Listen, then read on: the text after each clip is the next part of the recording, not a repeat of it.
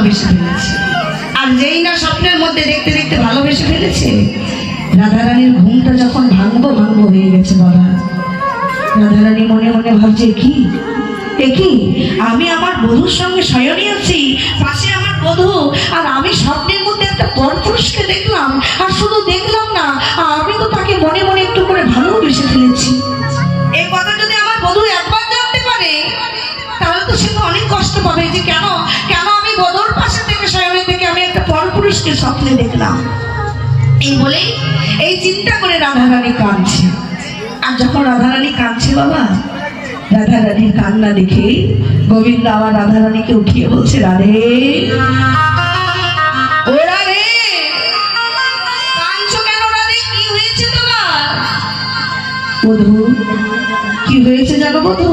আসলে কোনোদিন আমার এমন হয়নি, আমি বৃন্দাবনে কোনোদিন কোনো পরপুরুষের মুখের দিকে তাকাই না, কিন্তু জানো আজকে হঠাৎ করে আমি ঘুমিয়েছিলাম, আর আমার ঘুমের মধ্যে আমি স্বপ্নে একটা অপরূপ পুরুষকে দেখেছি। আর সেই অপরূপ পুরুষকে দেখে আমি না অল্প করে তাকে ভালোবেসে ফেলেছি। ও বধূ, এখন আমার কি হবে বলো না? গোবিন্দ বলছো, রাধে কেঁদো না, রাধে কেঁদো না। তুমি যাকে স্বপ্নে দেখেছো সেটা অন্য কেউ নয়, তুমি যাকে স্বপ্নে দেখেছো সেটাই হচ্ছে আমি, সেটা হচ্ছে আমি। কেঁদো না রাধে।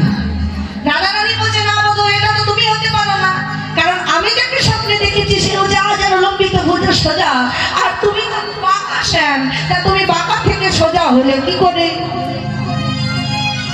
গোবিন্দ বলল, জানো রাধে, আমি তারপর যুগে নিজে বাঁকা হয়েছিলাম বলেই আমার ভক্তরা বাঁকা পথে হাঁটতে গিয়ে তারা গোবিন্দ পায় না।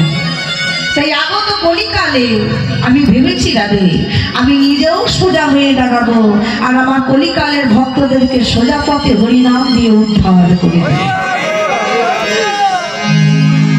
রাধারানী বলছে, বেশ বধূ, তাহলে তুমি যদি রূপটা দেখাতে আমাকে সরাসরি দেখাতে, স্বপ্নের মধ্যে কেন দেখালে? ভগবান বলল, রাধে, আমি স্বপ্নের মধ্যে কেন ওই রূপটাকে দেখালাম জানো? তুমি এই যে আমি বুঝতে পেরে গেছি তুমি স্বপ্নের রূপটাকে দেখে যে ভালোবেসে ফেলেছো।